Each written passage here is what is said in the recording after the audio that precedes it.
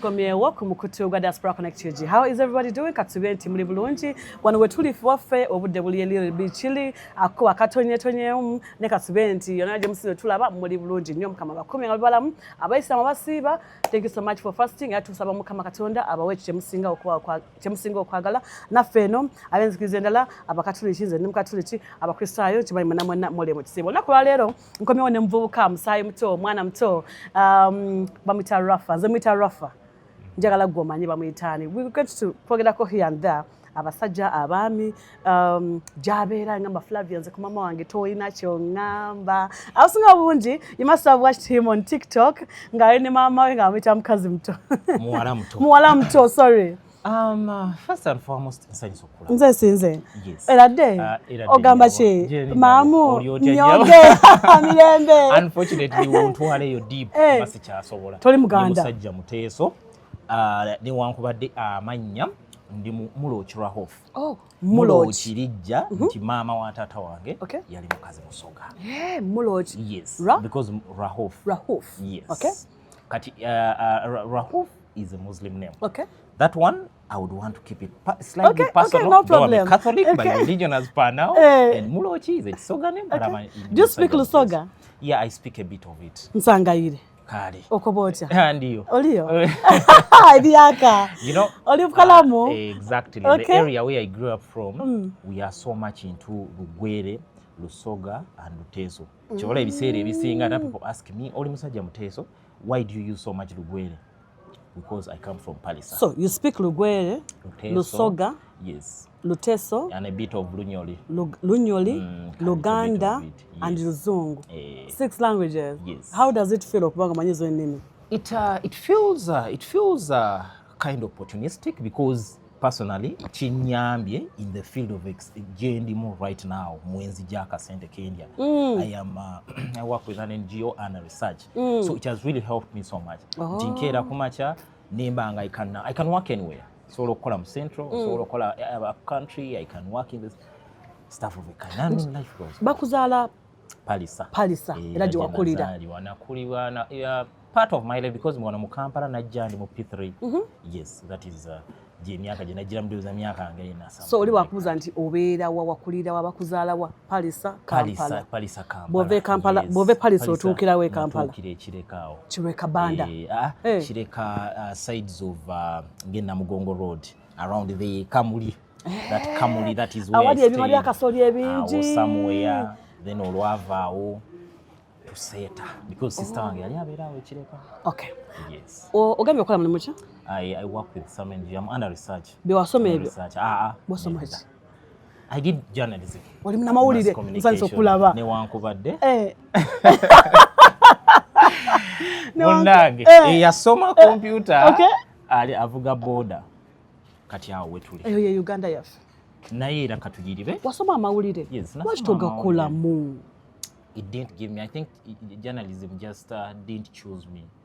Manya ebiseera ebisinga tukola bye twagala but not what we need sometimes. Okay. Sometimes humanity tulemerera okulonda from what we need ne kye twagala. So personally I wanted a journalism but I think I didn't need it. Because yes, I have not literally. Wakolako bajitani? Training bajitani? Internship. And yes, but I hasn't retained. Yes. So what in field did you specializing in muchi? News reporting. Wagenda ku mu field. Era katono si kye kyamaanyi nnyo. Why? Is because TV gye nakoleramu is bureaucracy. And, you know, I don't want us to talk about Jowakolera internship. Mbagala bampe, mbaliye, mbagaye, mbasonyiwe. Njabogerako wendi bantuuse gye ndaba nti kati nsobola okweyisa. Kati osobola obogerako, but for now you're sparing them. Kubanga gyali nkolera ku New Vision, waliwo editor mu yangamba nti Flavia olaba bwe baba baselecting abavubuka oba abaana bagenda okukola ku TV. But you know looks z'omuntu n'eddoboozi. When I look at you, you're fit for TV. Mu TV eziri kale eziri kinda when I start describing abantu bajja tegera TV gyenjo naye just know eri mujjude mu bakulu bokka ntegedde exactly wakolako proposal program proposal nazikola nyingi naye nga ogenda n'otuuka in kind of single kwewunyisa. However much I did reporting, I would feel so much this thing of being in the studio, but each time I would go to places nga they give you omuntu agamba ayagala obeere ne sponsor. You look at the red card, maybe $1. Nobody can pay that money for a program that hasn't aired yet. So it is why all my life you never find me talk about that, because it didn't earn me anything. Yes, so nze mu ssomero I only look nanonyayo magezi, but I didn't benefit from this other part. I just got learned. But that's a challenge, by the way. Not about tugambanga. Go out in the field, look for a sponsor. But the show is not yet on air. Katingena munyonyola chi. Era agenda kubagula chi. Airtime yenkana chi. Waliwo ne yangamba konti wandise proposal wandise bubi. Naye waliwo asobola kuwandiikira at 1 million. Ne mugaa kala agiwandiike. Kasita mpitamu wali ayagamba azaagalirawo. I know. Kuzanya zala. Yes. Okay. So for that reason, I don't really feel proud in that field. Yeah. Kati oli mu NGO. Yeah, I'm in NGO. Doing research. Byampola sente. Zitegerekeka newankubadde you do not have the job security.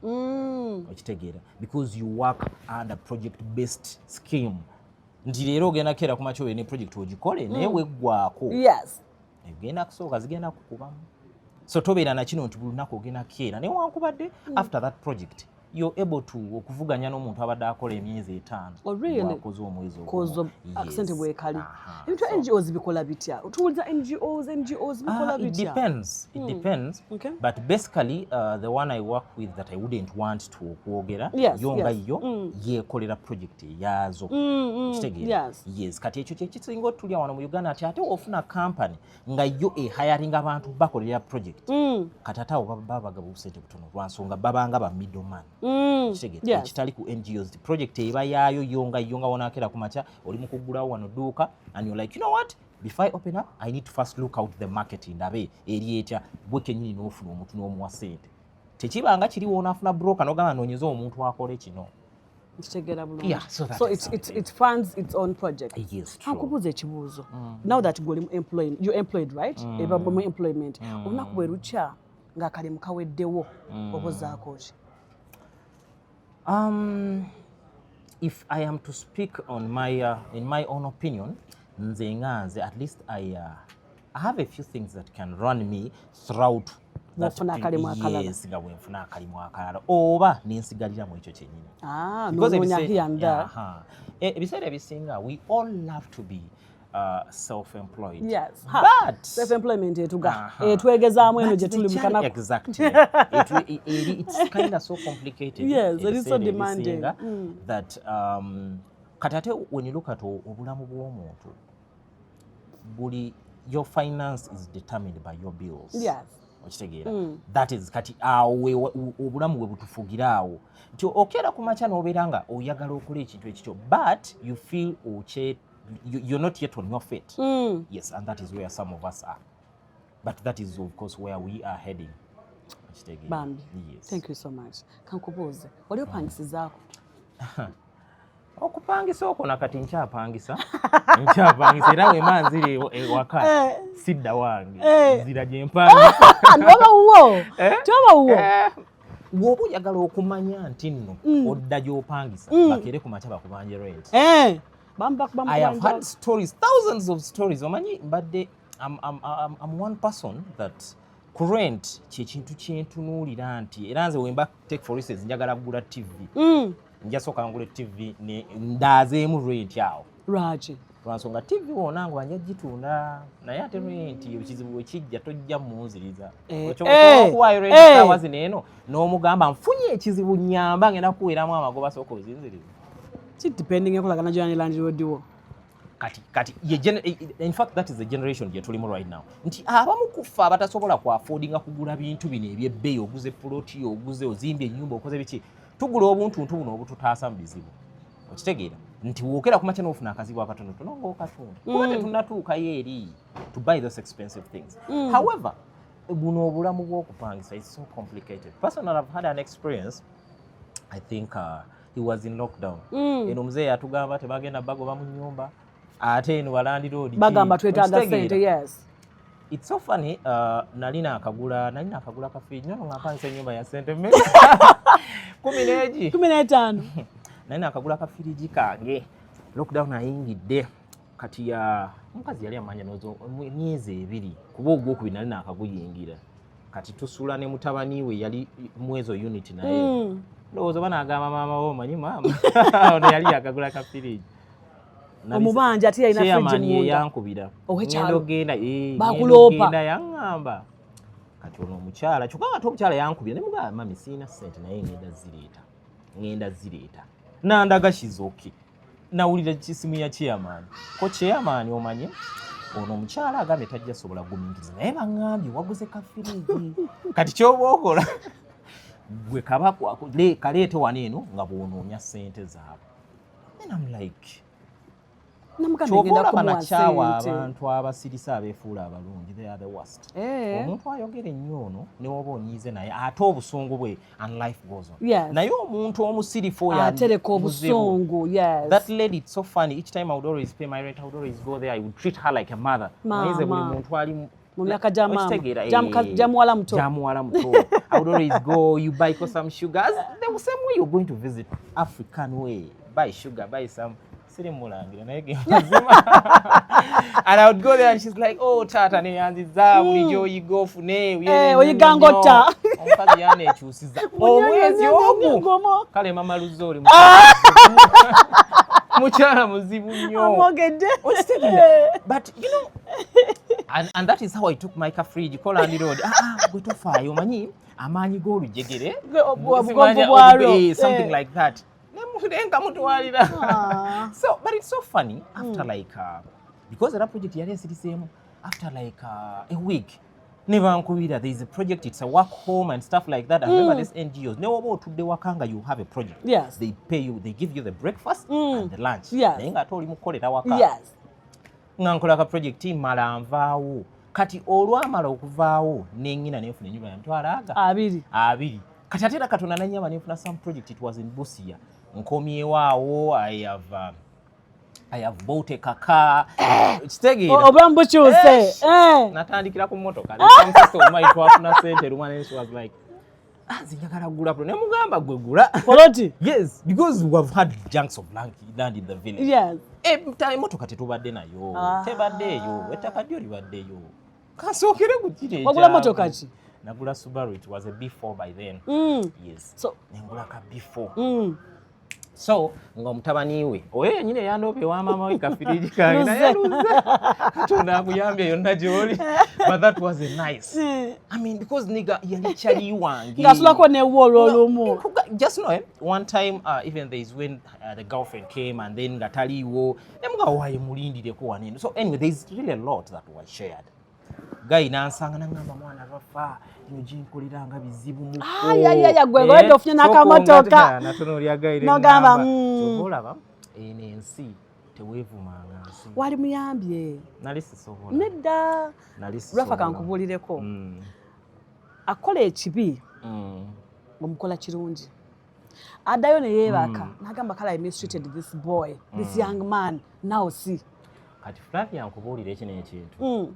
Ebyo ebintu byakolanga mu generation ezedda. Naye mweno generation wonkuba ku luno oluyingu kuba n'enkusotera ne ku ttaka. Sikuwatta maddala mbu kuba nedda olwo lwonkubye lumala. In this generation bw'okeranga ku makya n'ozuula nti omuntu mulabewo mwesonyiwe muleke. There is nothing you can change about it. We are living in this generation that it is so wild. People are so weird.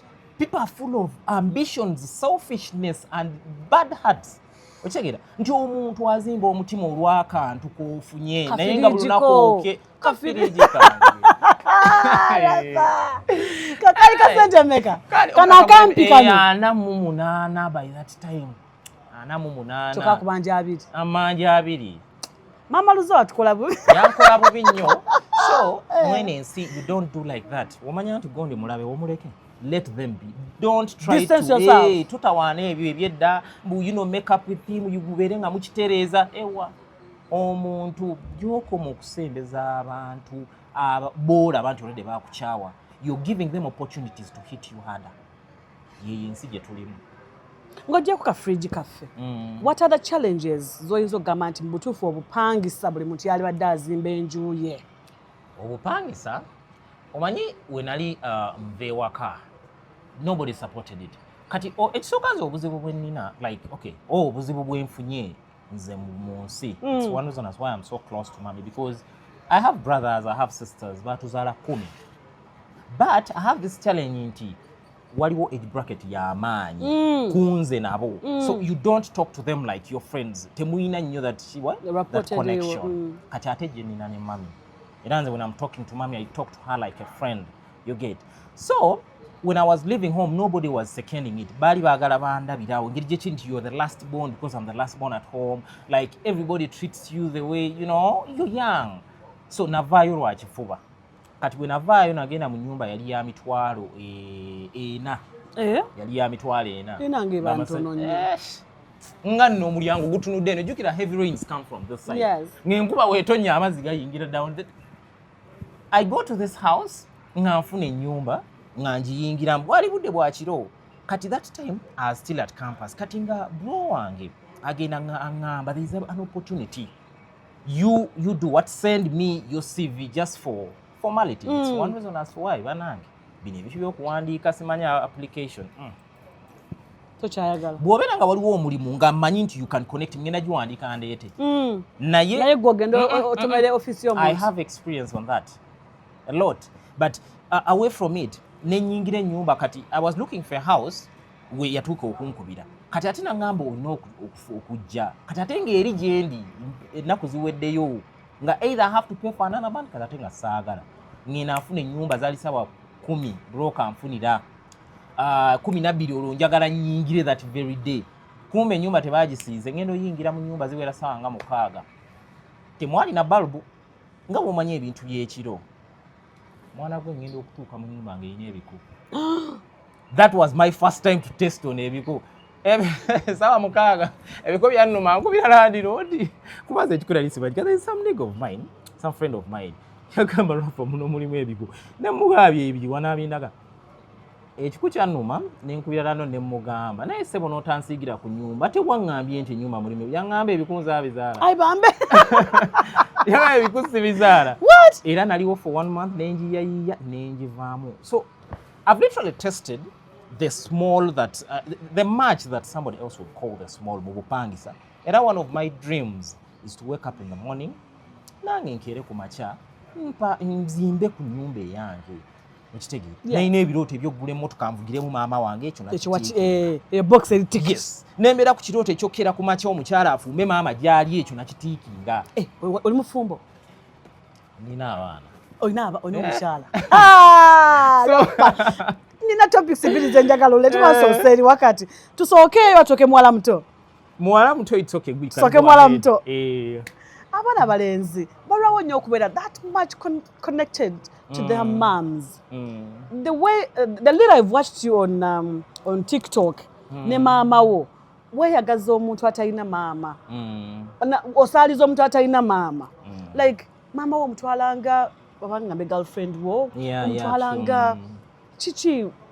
You didn't grow up with your father, right? Yeah, true. I grew up with a single mother, which is her. Two, nga bwe nkugambye, I do not have connection with most of my brothers. Tibakulu nyumba tyabuti instead of respecting them. Yes. Oba kubanga gokyali mwana muto. Mama yali tabakkiriza. Okay. Mama sebo yambeereranga. So, is it okay if I call you a mommy's boy? Yeah, I am a proud one, though I have my limitations into wenkeera ku makya nga it is time for my family, it is my family. Ate nga kyekintu ekisinga okutiisa mu abakyala gwe olowooza nti laavu yo ngenda kwata njiwa olina eddeeyi esigala yo n'eyooli esigala yooli. The problem with mommy's boys, gyempulira, because I never dated one. Yeah. Your moms bebasalawo kyemubeera oba kyemugenda okukola mu bulamu bwammwe. Personally, I wouldn't agree to that. Why? Ebbanga lyonna lye mbadde ne maama, she has been this one person akuleka to decide on your own. Salawo kyoyagala, kola kyoyagala. She would only just guide you and she's like, kati nze sinywa mwenge, but mommy is always like, sikusanga mu bibaala atya amazzi, so she doesn't want even seeing you go for swimming. N'ebiseera ebisinga gamba togendayo, but like in advising format, Sinti, do not do this. Ate ekyo gamba nti maama wo yasalawo olwaffe nakadde kamu nedda ewaka ojja twala emitwalo 2 ekyo kyo nedda on your finances ekyo totally and also nedda. It's never been kubanze in fact bintu bitono nnyo ne maama byamanya ku how I do my things ekitegeera how I do my things bintu bitono nnyo nga bw'okiwulira. Have you introduced to her more than one girls? No. Because by the time I introduce you to my mother, okubeera nga osazeewo, I do not introduce anybody for yes. I have literally dated more than one person. Okay. But my mother only knows one person. Oh, really? Yes. Ekitegeera like there should be a balance. Olina kukola ki okubeera introduced eri maama wo? Ebisinga biri personal. Ebisinga biri personal because nze ng'omuntu you have to impress me. Yensonga lwaki nze even when the first time my baby mama went to the village yagendera mu mpala ate mama takirina mbuzibu. Yes.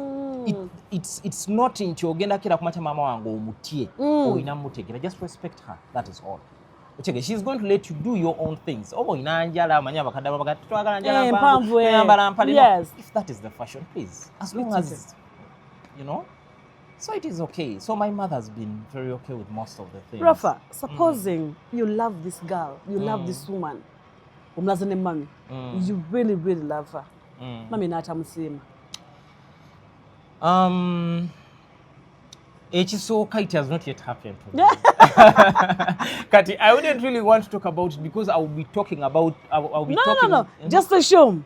I don't like assume. No, try to. I love speaking out of personal experience. Like, she understands you, you understand her. But here we are. Because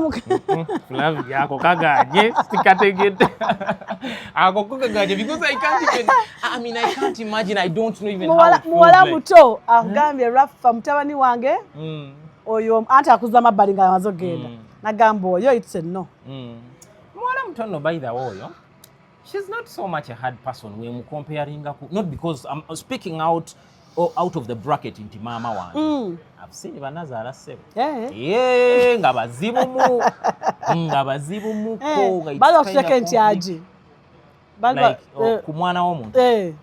I've not experienced that because ebiseera ebisinga nze n'okutuuka ogenda ewammwe olina okubeera nga kati tusazeewo. I don't love losing credibility. Okitegeera, I don't want to be the man that every woman has taken to their home. By the time I come nina okubeera nga tusazeewo. I don't want to have pictures here na wedding oli, na introducing oli, and then there are other pictures. The picture that you will have of me introducing somebody will be of that person that I will be ready to keep up with. You're very intentional. Yes. Chovola about the introduction. You can come and visit your mother. You can come. Na ebimu kumunze. In my own opinion, you are the peak of something. Not doing it because you want to prove, but because you're going to have over 5 men, 5 women that they are all in your, you know, ono wagenda n'okyale waabwe n'oli wamukuba embaga oli bakukwata ebifaananyi era nga era omuntu saawa zino okeera okuva nagala RAFA yankwana yes nakukwana, but it was just I dated you, that is it. RAFA oli principled nnyo. I do, even by the time I speak to your mother or your father njagala kibinga kakitegerekeka, saagala kinkiluzinge credibility. I'm an African man. Togenda kubeera awo maama oli otya kibitutuuka ekiseera kati ng'alinga kyali oli abamuko wange sobola beera kyali ku maama wange naye ate sobola beera kyali ku muko like mukyala bw'afuna a deeper relationship with your mom. Is that okay? I appreciate it so much. Because nange kenyini kirina we kinnyambira nti there is a way it feels like there is totally something that there is a vibe it gives that I even cannot describe. Okera kumacha omwana omukazi akedde kumacha akuzizza omwana wamujje gyamujje tomanyi mirundi gyalwadde, and then you wake up in the morning you're like I don't like my nazala. Esha mwana gwe byonge bibawo buli kanako and kati ye generation gye tulimu ate nga be bannazaala bencha bakyerabidde omanyi kyokola leero it's coming back to you. Oh yes, it is the challenge you are having ku baana. I'm sorry to say this, but we are growing kids that we fear okubeera nga we discipline. Abaana beetaaga freedom, yes, but we have put them in a situation like we are scared of facing a no from them. Omwana akedde ku makyalo wakuba oyagala agenda ayoza amasowaani mu kifo ky'omujja ku TV muleke oyo kati agenda kunyiiga wona amujja ku TV. What's that? Afuluma agenda ayoza ebintu. TV will come later. Okitegeera. So that is the challenge we are having with kids. Abantu bagamba abaana b'ennaku zino baayonooneka baakola ki bazadde be baakyuka. You are scared of disciplining your kids. Okitegeera. You've put them in a picture like you are debating with them nobeera awo nga you are discussing, you're literally arguing with a kid like it's what's that like. So it's not okay to have a discussion with your children? It is very okay, but we are not going to tugenda ku, for lack of better words, I'm really trying to look for what to chikubewo okuwembejja okubabysittinga okusugarcoatinga kinoonyo kikubewo. Not even that, but there's this situation ngo ogamba nnoze ngamba yes, like we are trying to musikamuguwa musikamuguwa n'omwana tolina kusikamuguwa na mwana wo kinakuba kitya. You have something choyagala according to the experience you've had on earth. Yes. Okitegere. And you're always right. Takyagala. Kyekyo it depends tayagala ki. Kulaba oyagala kulwa kuba oyagala laba TV kuliko cartoon toyagala kuoza bintu. Yes. No. Mbade ne discussion ne Isaac ne Kasuku about the daughter. Mwala we agamba mami siyagala genda kusomero leero. Mwana agamba nti mami mpayo njagala kwebaka. Mami agamba ojja genda kusomero. Ojagenda. So eyo situation yokwebaka muleke yebake kubaga amazima. Even I wouldn't really love to say it this way, but even the education is losing a little bit of the credibility, the value, and we are now getting common sense most instead of even having the other bit of the opportunity. Enda wasomanga oba kushua oyasoma gwa engineering, that is it. Naye ennaku zino otuula n'ebipapula by'omunju yala ne zikuba n'obeera mu nsinga ozungana naye nga left and right. Yes. Nga they don't make sense. Kati oyagala okwebaka bamuleke yeeba. Bw'anaazuuka ssaawa 5 ng'agenda kusomero emulyani. That is it, because sawa empoza ali muzimbire eriri. Because to be honest, I think I would also be the father. Oyagamba mbu asijja yeebakamu. Olimba. Nze nange mutabani wawazuuka because owanga alina omuze. Daddy, I'm having my stomach is paining naye ng'ebyaddala tayagala. I'm like it's okay. Really? Sleep a bit, I will take you later. Kati ogenda kukwata omwana wange late. Oyo wa baby. Yes. Atulekemu nammwe. Kankubuuze. Rafa kankubuuze. Oli muzadde atya ewakaawo? Ndi muzadde musufu. Atya. Saaza naye nkubira katabani kange kajja gamba Daddy, you coming to take me for yogurt? Oh my You're God. coming to, I mean, that is the father I am. And that once I am not speaking, trying to blow my own trumpet, but I am trying to exactly deliver the things I wasn't able to get. Nze saali ya ku yogurt. When akaba nganga mama gamba kanzije nkuwa lumonde. Mama yagenda nga mu kibuga n'akomawo ng'aguze ekindaazo olumu ng'akitadde waneno. You know how parents put it in the comments. N'akiteeka muno. Okitegeera. N'akisula n'agamba jangu omalona okunaaba, then I give you the kindaazi. So I'm trying to deliver the best. Okitegeera. Yes, nze kyesaafuna. Ne at least even when it is small. Ne wemba sirina. Teekawo amafuta ga mitwalo 3. Nengenda wali nembagu ya KFC streetwise 3. Ne balya n'endyako ekifi kimu. N'oli n'alyako. Yes. And life goes on.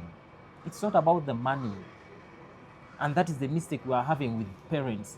It's what we are misusing. We are misusing the time thinking nti gwe. Oh, you know obudde obutuufu bw'ogenda osanyusizaamu kitaawo, bw'ogenda osanyusizaamu maama wo. Gwe kola akatono k'osobola. Nze nvuga emmotoka n'engula sumbuusa oba chapati. My mother loves chapatis. N'envuga n'enkwata chapati n'engula wali eri yogurt wa probiotic oyo. N'emutwala wa 13 something. Size 15. Yes. So what is the difference? Bw'ogezaako kunoonya ki ky'ogenda otwala.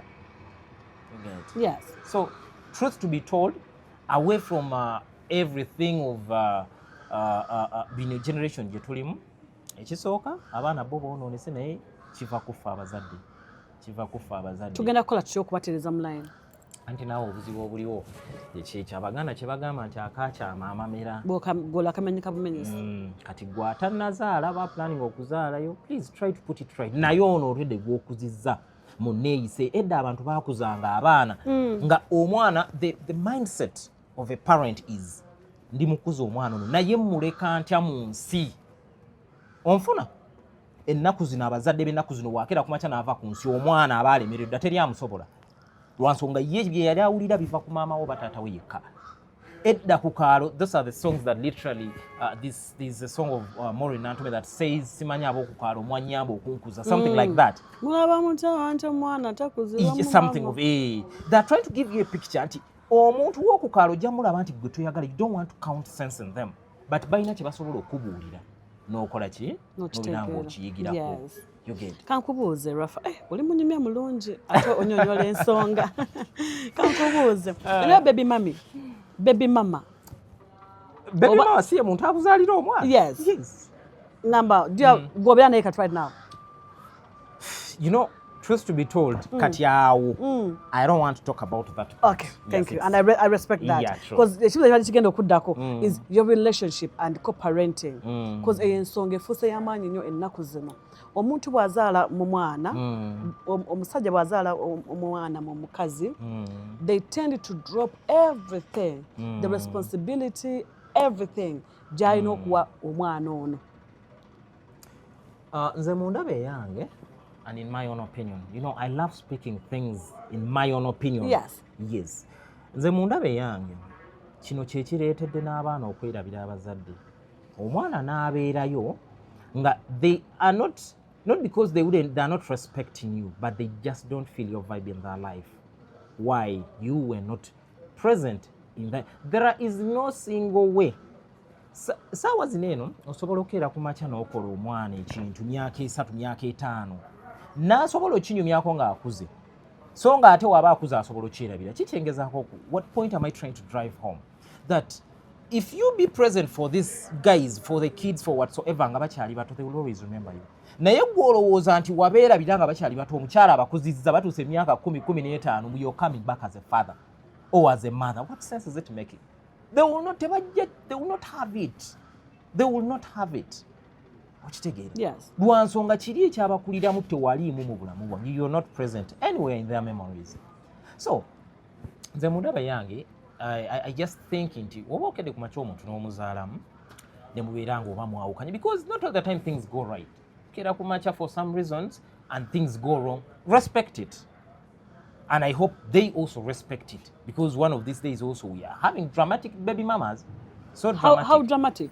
Dramatic in a way that omuntu okeera ku makya, take for instance omusajja nga yakedde yasoose to move on, abakazi olumu basumbuwa ekitali ate ku, they always want to create up situations for validation bamanye nti ye gyali. You get my point? Yes, I do get it. Yes. Kati, if a situation like that happens, nga mwawukanye, take your responsibility. It's not about how much kyosa ku meeza. Okitegeera? Ebiseera bisinga buli bw'olaba nti embeera erimu ekifaananyi kino eky'omuzadde kuba it happens so much, n'oyawukana n'omukazi, kati n'otuuka ekiseera nga ne woba okoze ekyokola, she doesn't want to validate it mu maaso g'abaana. Because they have personal issues. Kyokola, at least once in a while, kwata mutabani wo, kwata muwalaawo, mutwale, oba omugulidde bogoya, oba omugulidde yogurt, mu bwongo bwabwe ekyo kikola. That is a memory that you've created. It's a memory that you've created. Bw'obeera nga you feel you're not comfortable okugula ebintu n'oweereza omukyala, bikwate bigule, tuula ku boda, twalayo yita akaana mugambe nguze ennyama yiino, nguze toy yiino, nguze empale yiino yiyo, nzaabiguze. Trust me, they will always remember that it is this and this person who bought this. So wait, how about women or even men? Because today it's 50-50. Lately abakyala balabirira abaana, let's say onzaddemu omwana ne mukulekera nengenda ku kyeyo nemba nga nkuweereza ssente olabirira omwana waffe, naye gwe you do not acknowledge nti maama w'omwana alabirira omwana, era you don't even tell this child nti maama wo yakola eki, yakuwadde zino ssente. Something with women, guy nga akuwa ssente naye ng'olaga omwana taata we talina kyakola, nze mbikola. That is very true, and it is happening so much one of these days. Naye nga kiva ku ki? It's the attachment, the feel ey'okwawukana eyo gwe gy'otadde. Omwawukanye lwabyammwe oyagala oteekemu n'omwana. Buli bw'okuba omwana omugamba kitaata kyo kyenzi, kitaata kyo kibbi, kitaata kyo. Why? Gwe nga gwe omwina kaka bakayita akakuku. Yes, okitegeera, which is not cool. Chovola nze personally, I appreciate so much my mother. Ekyo ekintu tosobola kitegeera not until you've become a parent. Tell you lunaku, I don't know what happened between these two guys. but teri lunaku lwe yali akeddeko ku makya n'agamba gwe you're doing this, you're doing it wrong because of your father, you're doing this, taata we yakola no takuvumira mu taata we if it is me it is always me abakazi nga tuvuma abaana mu bataata bammwe ekitwe ebiso ebiki obifalinga kwoli indirectly. Yes, you're psychologically printing a bad picture in their mindset. Kankubuze, why no names wa mwali ya muwalamuto? Why Mr. Mommy, honey, what? But you call her muwalamuto, why? Ekisooka, that name, it came in a funny way. I just even, like, I was just doing my own stuff. Kati nasanga mama, yali afuluma mu corridor. Kati ngantade I was holding a selfie like for myself. Kati mulabanga jja nenjikyusa. And I was like yeah, I envy. Kati most of the times I would always be like, "But see the dying, I no." Like I was saying, right? Yes. So I was like, "Muwalamuto because chirieri nalabe vinengamo oli muwalamuto lero." You get back in the opposite as trying to aid. Yes. So that is how it happened. Katika video nikatambula, I started muwalamuto. Yes. So that is how it came about. Yali akubyeko. Yes. Mama yayinanga omuze. Kati nainawo when I was in the village, like before I came to Kampala, nga nina omuze nga ngenda nenzannya nenduwayo kati nga bwolwayo agamba jangu naabe n'ogaana talina budde bwa kwononerako.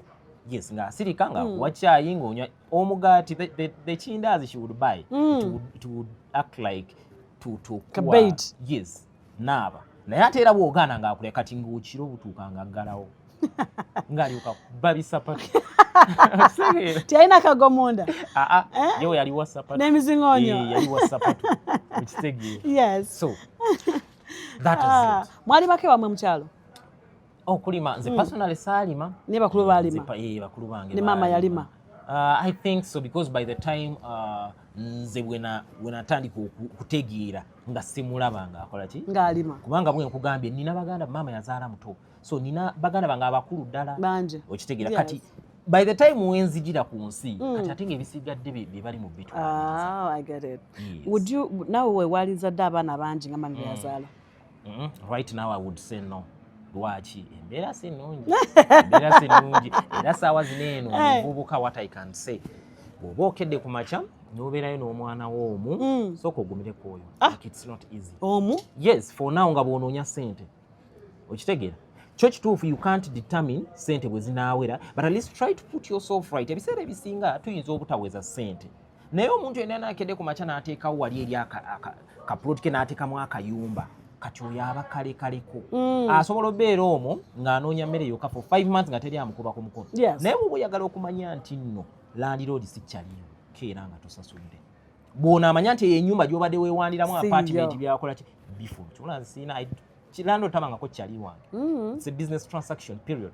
Okitegeera because I know what can happen next. Bino by'ompandiiriza bino mpaana lwa ssente zenkuwa naye era bwenkeera ku makya ne banga teziriiwo kiba tekikola. So it is business. Tomukubira akuno mugamba nti landlord lero zibuze nkwatirira no zibulanga. I mean I'm not going to stand in front of the camera and be like then sasulira mu budde ziganira ddala naku intimidatinga mwawo owange tabadde gwendina kati he's not been tabadde mubi naye nga ajovuddewo and even nejje nava n'omukyala twali tukwatagana lwakuba ka Fred ko kake kalita mu kati ate ako kaali kadda that was mu lockdown eri emabega mitwalo 15 nno ekisinga okwewuunyisa nga gye jambobya saawa zineeno because 150,000 in a year that is like what like 150 yes 150 1.5 kati okeera ku makyanga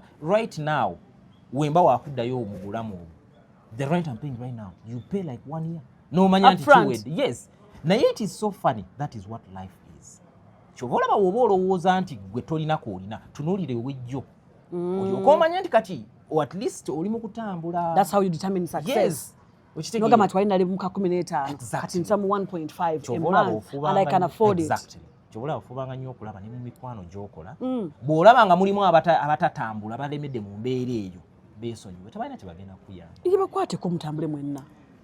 Omanye ensonga lwaki ennaku zino it is so hard bw'okusaba omuntu okuconnectinga ku mulimu n'agaana. abantu nga bwe nkugambye abantu bajjidde effutwa kiki nkugambye the generation of today is full of selfishness, hatred n'enkwe. Omuntu omukone sawa zino ogenda kwata abantu 10 obabuuza oba balina bakyali babali babakoze ebikyamu ojja kufunayo ogu agamba sirina kyo nkisibako ne ssente. So tuli mu bantu abaagala ovuganya naffe ate buli bwola bakyaliwo nga ye avuganya naawe aba mubi nnyo. No, competition is better healthy. Yes, buli mu competition leero oguze ekineeno nange njagala nguleeko, that is it. Naye omuntu avuganya naawe mu mutima aba mubi.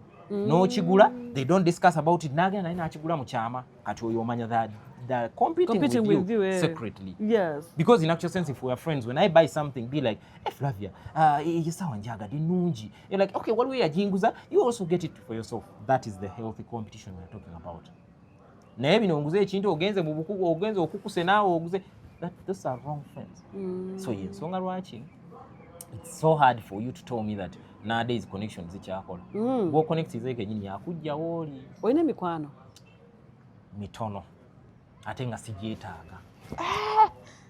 Truth to be told, that RAFA. is it. Mitono. You need Kati, them. No. Kati, let me tell you something. In life, we need friends. Yes. But we can live without friends. Yes, that's true. Okitegeera? Yes. Gy'ogenda okukoma okwelemaza ng'olowooza nti tosobola beera watali mikwano. You are wasting your time. Emikwano gye weetaaga mu mitono egyo gye mbaze beeba abayina, they have something to add to you. They add value. Yes, they add value. But the friends nga ye akunyunyuta bunyunyusi. Bamabala kakubidde wa tugende wano tugende wali. Ku Saturday nga mulina okugenda mu bbaala. What sense is that? So is that what the life you're going to be living on? Gagwe buli saawa obeera mu bbaala? There is a life past that. Yes. Wake up in the morning if you have if you have probably a connection, maybe you're in a kalimuko, why? Do something together so tulabe, talk about things ebibagatta. Small circles. Nkubirako ne bwe butaba lunaku lw'ebbaala ombuuze. I know. Let poke only when they need something from you. Flavian peza imtwala. Naye mukubira olabe. Flavian stranded. Kyekyo winsano gwe waba ozeetaaga. There's somebody you can call. Tebaba tebazirina nti mbu. That is what they say. Sirinaawo mwana ng'olabye kati okoze otya. Ebyo by'okoze otya ebyo. Kankubuuze, let's talk about social media. Odirinze otya oba ohandlinze otya oba kikuyambye kitya okusomoka social media bullying? Social media bullying is really something that is affecting everybody, and personally I've also been there. You've been a victim? Yes, I've been a victim before. Lwakuba nina ekintu ky'enamala otegeera ku social media. Have a private life. Have a private life. Tuna abantu saa zino tuli wanino tunyumya. What I'm talking about is personal experience and so on, but mulimu bye sisobola kugamba. Okitegeera because these are the things they don't are need going to. Yes, they're going to use them against you. Okitegeera nze nagulawo RAFA safaris. They posted me how I'd stolen a phone. A SIM? Yes. A phone, but I was even using the latest phone by that time. That is what life is. Niwagamba byesimu. Munzi byesimu. No, ani agamba. Sagala mortgage. I don't want to give them. But do you know them? Yeah, I do. Did you confront them? Aunt Taliwo. Taliwo, like Talimu Uganda. It's not in the country. Yes. Oh my God. Do you want to talk about that? No, I don't want to talk about it in deep. But the whole point is namubuuza. Kuba ye yali awa reported speech. Gundi yagambye nti ono omuvubuka yabbye essimu. Okitegeera? Kati ne mugamba oyo akugambye lwaki takuwadde reference number oba tusinkane ku poliisi ye gye yaripootinze gye okitegeera? Yes. So that is exactly, I don't want to get there so much, but what I can tell you, social media bullying is really a lot. Era gwali ku social media, if you are posting something, naddala kati mwaba postinga content w'okwogera ab'amazina. It's okay if you have your body, of course, ogenda okulaba n'amazina bennyini. If you do not have body, they always want to body shame. Kati ab'okwogera, they always pick up the words and try to. Kati look through your content before you post. Before you post. That is the same thing kyebagamba. Wabera you're to make a decision out of anger. Give it like 2 hours. Mwezo 2 hours kirizagaana ojja kubozzeemu ne weerowooza nti kino nkyetaaga oba nkireke. So before you post something, please mind your personal information. To postinga buli kimu likes tuzaagala. Kumachandi wano nazukuse Nelson yamanyo ayegeza. Netugenda ntwemere wamanda bwetemwe. Netugenda mu bala just a fake life. Bana ndimo buli ngenda kwebaka nasuze bwenti. Bannange. Kati that is it. Abaana balabagala so, okuposting. you just let them. You post what gwekyolaba because likes tozagala, but there's life after here. Ozagala? Yeah, everybody wants likes. Though, to be honest, in the social media chose me. I didn't choose social media. What do you mean? Like when I woke up in the morning and I'm doing my videos, I love talking.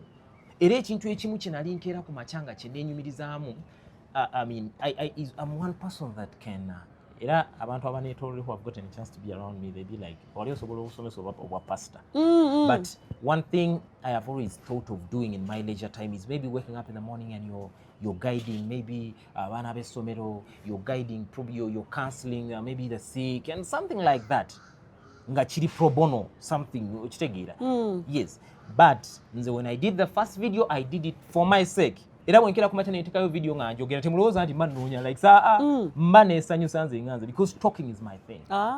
You get kati nkutegedde. It is one reason that's why you wake up in the morning, go through my page nga maze emyezi 2 posting and I'm okay. Okitegeera. Yes. So people who choose social media be bana abagiryako, be bana abakoze obulamu ku social media. But me have not made a life ku social media. So tolina akalungi kogamba kogigyeko. Ngigyemu akalungi, but my life is not made of social media. You get kalungi ko ku social media. A lot. I've met people like Haja Royo, the smartwatch lady. Yes. Namusinkana on social media. And she has been a very good friend. Yeah, very, very good friend. She advises you most of the times. Even when you're going wrong, she's like, babe, you do this, you do this. RAFA Safari is there when I was opening. Because I had the idea. I'm like, but she was like, you go ahead. And do it. And start now. Which you can start now. What do you do with RAFA Safaris? RAFA Safaris, it's basically it's basically a company to be focusing on this domestic tourism. Kende kumachategekayo ka event ginger and stuff like that. It's more so of event management inti otegeka abantu ne bajja sinti obatwala kulambula. You get kinyonyole mu kitegere bulungi. Ebiseera ebisinga tourism abantu abasinga bwe bamanyi nti omuntu afuna abazungu bagenda kulambula Queen Elizabeth n'abatwala ne bamuwa sente n'akomawo. Kitegeera n'aba like you transport them, take them through those places, guide them, be their tour guide and stuff. But then mine works different. It is a kati ate ntegeka ebanga event nti otegese omuyimbi ali mu kujjamu ebibala abantu bajje. That is it. I go site out a place nze ne mbookinga nenze wano nennanga mu ne mujja ne mumpa sente nenchivaamu. So ibanga event. Oh, so you don't transport? I don't. Why? Because transportation olina okubanga olina emmotoka ezizo. Bw'oba tozirina kikumenya nnyo okubeera nga ozijja mu ki ozijja mu bantu abalala. It's kind of so, you know. You need to advertise it more ku social media kwennyini. Yeah, true. And it's just that right now mbadde nina ebyankwatakwatamu. Because before RAFA Safaris, there is a job that I've been doing that I am literally still doing right now that gives me, that feeds me. At every day feeding, even earlier and it's consuming most of your time. Yes, it's consuming most of my time. Kati nembanga kali akawumuzzaamuko. Because ebiseera ebisinga people ask me kati right off na mulala ye n'abanga abikola. Yes. RAFA Safaris is best ku social media. Business is really best ku social media. Oyo kyakantu katono bwe kati and the whole world will be on you. Yes. Jakera kumacho ogenza obuukiza ekifo kibi abantu bagenzeeyo oyo kyezza kidda wange. So to avoid that, let me handle it myself. And me who is too, I'm kind of busy. You have to plan how to dedicate, my dear. You have to be doing everything by yourself. Yeah, that is true. But when it comes to this one, it's kind of hard. It's your baby. Yeah. And businesses as chiari into they are very delicate. Exactly. Before they even losing start. Out right now wouldn't really. At least over there, Uganda falude wotegeka. It is okay that Uganda. Do it again. Akugundia RAFA. Stuff. Have you ever organized any? Yeah, very many number. Yeah. And how is the turn up? The turn up was okay. It's never disappointed me, and I really appreciate people on social media because each time I have a trip, they come around. They come around and they support. Do you plan on kuchongera outside Uganda, Kenya, Nairobi, Rwanda? I would say yes. Okay. I would say yes. Okay. Yes. However, that is something that I cannot dedicate when right it now. Can happen right now. Yes. Oh, okay. Banja bane basebo badene kati mama bomita muwalamuto yakuyita ate. Ebiseera ebisinga ye just Peter RAFA. That is it. Yes. Peter RAFA and kati ate mutabani wange oyo wa mwami because my son was named erinnya lya mama. Lwaki? Because it's so funny in the very I wouldn't really want to say this because I'm pretty sure if I wake up in the morning nengamba kinali nsinga okwagala nali nsinga kusookera ku muwala mutabani wange ajakera ku makyakalabe okitegeera ddala era yagala mwana muwala. My mother is mwima they it shared by basajja bakikozesa n'abakyala. Yes, so that is why katengeje kinti no linnya lye. That is why it's so. Okay, that's good. Yeah, sure. Mbadde ne muwala muto mutabani wa mama ate omwami omukwabo ye abyeganye agambye ye mama we tabininga tasalawo kigenda maaso mu bulamu bwe. Much as we think by the end so that to n'okunzigwamu bwongamba nti mommy's boy. Please don't. Why you shouldn't is because you are a mother. Buli bwokera ku makyanga oli wakugamba nti oyo mukadde sijja musobola tunuuliramu nga gwe mukadde w'enkya. Era nze mukadde w'enkya nga bw'okyogera. Ekiragedde kati kimanye nti nakyo kijje. Nze nazaala w'enkya. Diaspora naleetera omuwala mugambe Diaspora. You see that? And one thing we need to put under consideration okitegeere gwe nga gwe ti buli emyaka bwe gikula otandika okufuna abantu kye bayita entondo. Naye ng'entondo literally just somebody's principles. I don't want this, I don't want it. Gwe imagine mutani wange nayitira omukazi gwe niba najja nagamba nze ekikazi sikyagala baby let's go. You see that? And then from there okyali awo mutabani ngagamba mama anyway nze nkulabyeko if it's my mother's time it's my mother's time, please respect that. And if it is your time, it is going to be your time. My mother will do the same. It's gonna be challenging. By the way, tulina okwekyekinga mu. Yes, namwe mukole kyekimu. Mwaba mama b'enkya. Nedda bannazaala b'enkya. Bannazaala b'enkya. Kozo nti mama. It's so hurting. Oli taata. Mutabani waakuleetere muwala. Omubuusizza omubuuliridde abuuse ku ebyo byonna by'okufuuka omubbi okufuuka ki n'akula. Omukazi agambye takwagala. Otuuse mu myaka gyo weetaagiramu tugenda kweyisa tutya ffe bannazaala b'enkya. Mwegezeeko kweyise bulungi. Omwana akulete ribona netidde omukyala ng'emammi this is my girlfriend. How do I look at that person? See that? And it's not very fun. It's so funny right now. I look at pictures of my son when he was a baby, and right now my son is making 5 years. And time flies so fast. You see that? And then this is because there's some time I went and saw him. You know, he loves swimming so much. Kati, I've been promising swimming. He's like, I want to go, but I need a new swimming pool, swimming costume. Kati, someday I went there, and then he's like, hey, Daddy, you're putting on a nice shoe today. Are you taking me for swimming? My God. He's trying to, you know. And then Gorieyo, Wazara Mukazi, Omuleseyo, Toyagala Manya Katabaniko. Gwe, nzolaba nina obujja, nina buba kubaganda bange, my brothers. Kati, I'm imagining on my son, kinabeera kitya? Kati ate ng'olina kigumira. Because truth to be told, abaana bakola decisions gy'otasobola na kusuubira. Kati nina buba kubaganda bange. Nti omuganda ayayayaya kati ate mutabani wange. Ate jjukira bw'okulamu awo. Nga bwe principles zibeera nnyingi lwa nsonga wabaawo difference in generation. Kati generation gye tulimu kati ate waliwo n'endala ejja ey'omwana okujjira mu patra ng'ate ajjire kuze kulaba nnazaala. Ate nga kya bulijjo si kipya. No, si kya bulijjo. Kigenda beera kya bulijjo mu generation ejja. Kati kiri eri ggwe engeri gy'okuzizaamu omwana wo. Omukuzizza nga ye nga ye omutya because edda abazadde baakuzanga abaana nga they don't mind about kids not liking them. Oba tonjagala oba onjagala but do as I say. Yes, do as I say. Yes. Kati ate ennaku zo tutya abaana okutya muleke omwana ajja kukyawira awo. Osanga abazadde I'm sorry Nafuka, I'm sorry. I'm sorry. I'm sorry. It's okay, what do you want? You don't want. What's that? I go with my son to the supermarket. I know what I want to buy. Give me your choice and I will ogende mwana n'abipakula n'abiteekayo n'ogaanituza n'asiita. Ate agambye ayagala ne soda. I go each time I go with my son and he's like that. I tell him, you know what? It is strictly one thing. You either want yogurt, you either want soda, I don't want. You can't take both. Yes, you can't start. You're a strict father. You're very strict. Which take it. I've been before to the supermarkets n'olaba omwana banaye ng'akaabirira omwami omusajja n'asiita n'ebigere wansi. N'asiita n'ebigere. I don't beat my kid, but then he knows what I want. He knows what I want. Ne bw'aba atudde mu mmotoka atuula n'agamba daddy you put on me a seatbelt n'atuula n'atereera ne tuvuga. Bino eby'omwana okulipalipa linnye ku ntebe yako. What kind of nonsense is that? Wanji taata. Simply because mwana you are a son and I love you, but mind how you behave. I don't know what is happening tomorrow. Nja kutwale wa sister wange, nja kutwale wa mama. Ogenda kweyisa otyanga siriwo. Rafa tuli kwa n'abaana bino ebyana ebikwate nga toza abagenyi nezibikasuka sibisobola nebirinnya mu ntebe nebibuukabuuka. Last time I was with my son, we twagenda okuwuga and he's like, Daddy, that guy has a round head. Namugamba, don't do that. Don't do that, you're disrespecting. Kati ate naye wodda onaga, are you sure? Anti bwe tubeera. You're encouraging. Omwana ajja omugenyi ajja kujja enkya.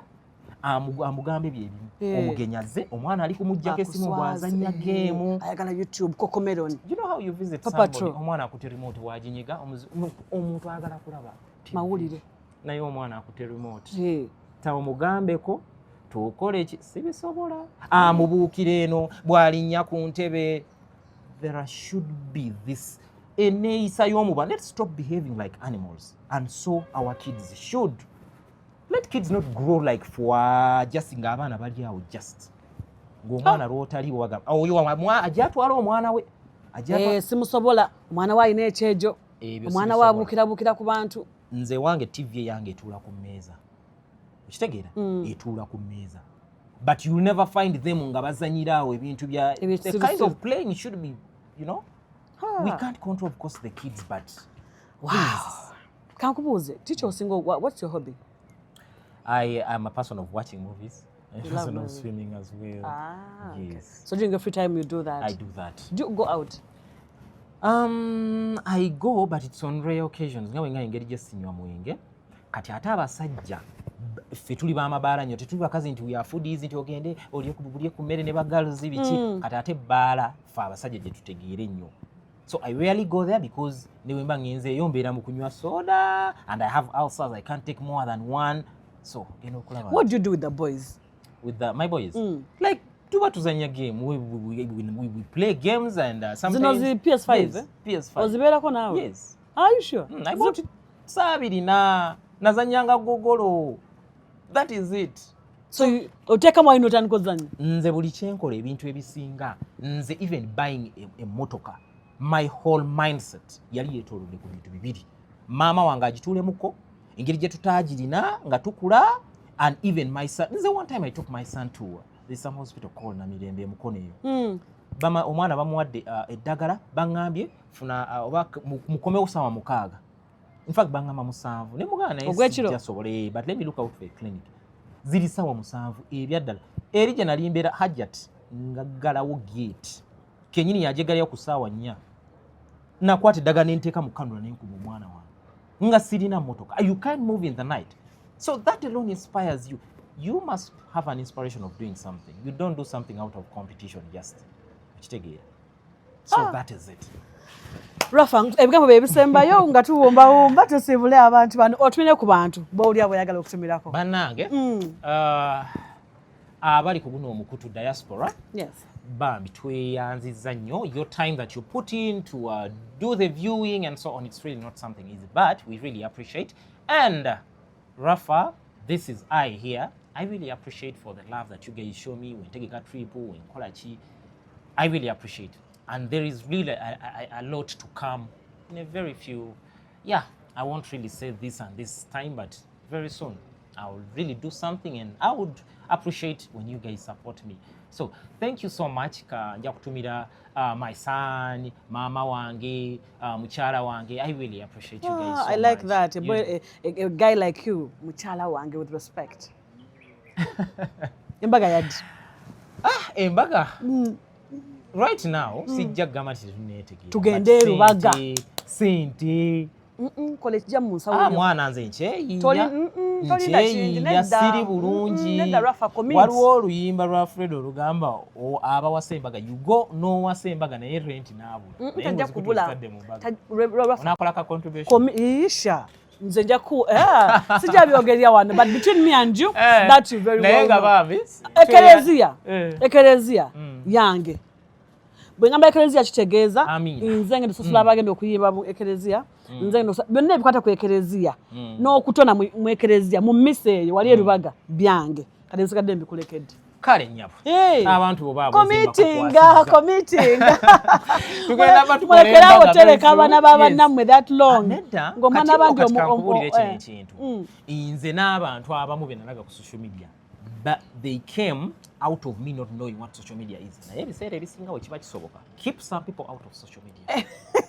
Nze nkubuulira kino walagayo mukyalawo simulaganga yoko but of course I have no problem with it. Si muntu wa social media. Ate we munamuvuma temukyusa kyempulira gyali. Ate we namulonda nalonda wange. Saalonderamu. Anti bw'otuuka mutulagise tulabe. Sibawadde kulaba. Zemanterese memories zange. Funa gy'osereka. Essimu yange webakinga ebifaananyi mala n'ebindeetera manterekedde essimu. Mweraba mbagala nnyo naye nga Canada balina mpa kusimu emala conversion ye Canada by the way leero nje bawe mu bujjuvu abantu be Canada guno omwaka tulinayo conversion egenda kubeera e Canada Vancouver. Yes, kamboe full details sigenda leero bawa bitundu ayine mbagamba nti mwabalina ebintu e Uganda nga mwagala okubiweereza e Canada still mbagamba nti nno mu biweereze genda wali eri ku Equatorial Mall ogenda kubanga osangawo bagiyita fly spot oweereze ebintu bye Canada. So this time around tulina bagiyita Nauka Business and Culture Convention egenda kubeerayo nga okuvanga 9 October paka 11 2026 egenda kubeera ku Pinnacle Harbourfront Hotel downtown Vancouver, British Columbia, Canada. N'olw'ensonga eyo online registration egenda maaso ogenda ku www.nauka.ca/conversion ojja kubanga obusanga ate gwali wano mu Uganda you can pay in person at any Equity Bank branch near you. Just tell them I'm paying for the Canadian conversion. After payment of course bajajira bakuweereze invitation atogende maaso okubeeranga obeera a part of it.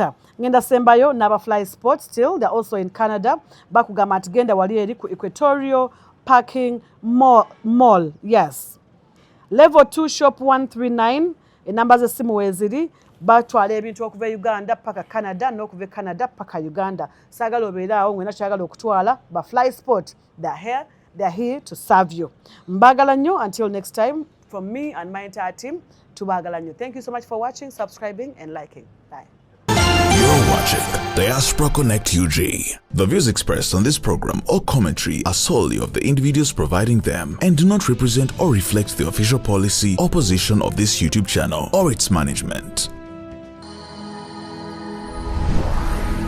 You've been watching Diaspora Connect UG, bringing you closer to home.